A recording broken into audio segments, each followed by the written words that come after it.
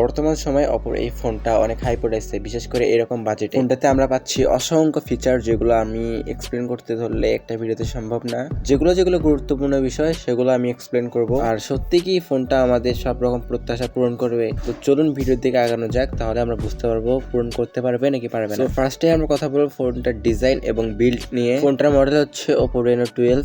তো এই ফোনটার ডিজাইনাররা এমনভাবে ফোনটাকে তৈরি করছে যেটা সত্যি আকর্ষণীয়। এই ফোনটার ওয়েট হচ্ছে 185 গ্রাম, যেটা ধরলে তুমি সত্যি কমফোর্টেবল ফিল করবা। বর্তমান সময় এর দুইটা কালার বেশি পপুলার হয়েছে, একটি হচ্ছে ব্লু আর একটা হচ্ছে মিডনাইট ব্ল্যাক। এছাড়াও আরো অনেক রং আছে এই ফোনটার। তো এবার আমরা কথা বলবো এর ডিসপ্লে নিয়ে। তো এই ডিসপ্লে সাইজ হচ্ছে 6.7 ইঞ্চি এবং ডিসপ্লে সেকশনে থাকবে 120 হার্জ রিফ্রেশের প্লাস অ্যামোলেড ডিসপ্লে। আর রেজুলেশনের ক্ষেত্রে তোমরা দেখতে পারবা HD প্লাস, যেটা গেমিং বা ভিডিও সেকশনে অনেক বেটার একটি রেজাল্ট দেবে।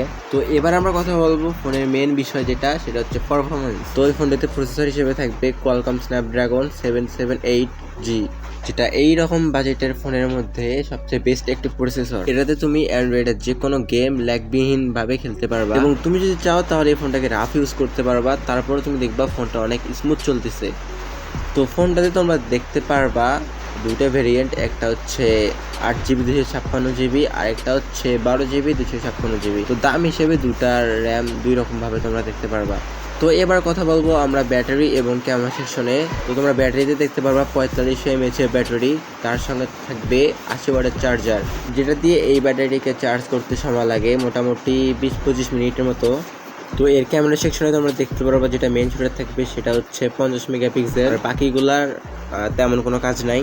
আর ফ্রন্ট ক্যামেরাটা থাকবে 32 মেগাপিক্সেলের, যেটা দিয়ে তোমরা AI ভাবে শুট করতে পারবা। মানে যা AI টুল ইউজ করা হচ্ছে বেশিরভাগই হচ্ছে এর ক্যামেরাতে।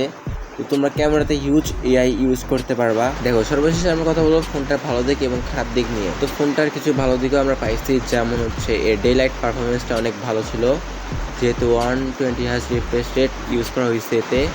আর খারাপ দিক বলতে গেলে এতে যে ব্যাটারিটাও ইউজ করা হয়েছে সেটা একদমই ভালো লাগে নাই, কারণ হচ্ছে ব্যাটারিতে জাস্ট 4500 mAh এর ব্যাটারি ইউজ করা হয়েছে।